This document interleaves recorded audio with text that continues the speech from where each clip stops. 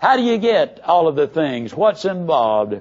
If an individual really wants to be happy and healthy and prosperous and secure and have friends, peace of mind, good family relationships and hope, let me tell you that you got to deal with all facets of life. And that's what we'll be doing in this series. You got to deal with your personal life, your family life, and your career. You cannot separate them.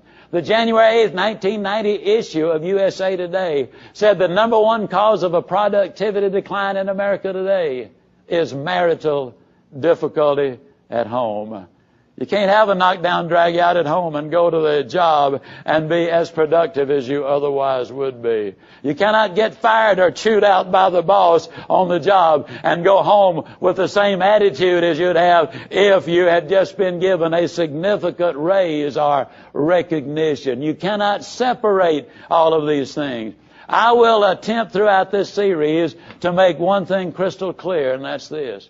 If you go for quality of life first, invariably standard of living goes up. But if you just go for standard of living, there's no assurance that quality of life is going to go up. We will deal with all three of these. The principle we're going to be teaching through this series are the principle that made our country great.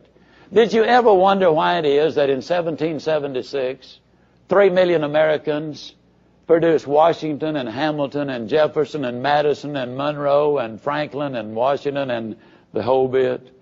And why it is in 1995, 265 million Americans produced? I'll let you fill in the blanks as you sit there listening to this. I don't believe you can name one person with the statue of the individuals I have just named. Let me ask you, could it be what they were taught? As you reflect on it, do you believe that what you teach has anything to do with what you believe? And what you believe has anything to do with what you do? And what you do has anything to do with what you have? Well, let me tell you what they were taught. According to the Thomas Jefferson Research Institute, in the 1770s, over 90% of all of the educational thrust was of a moral, ethical, faith basis. Solid foundation stuff. That's the reason we produced all of the people we did in that period of our history. So many times people think, well, I'm just and then they say an accountant or a bookkeeper or a salesperson or a household executive or a doctor or a lawyer or whatever. What can I do? Let me read something to you which I think has genuine significance.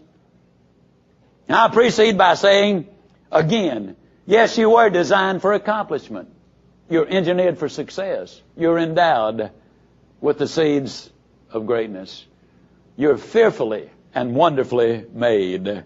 You literally were born to win, but it takes a plan. As I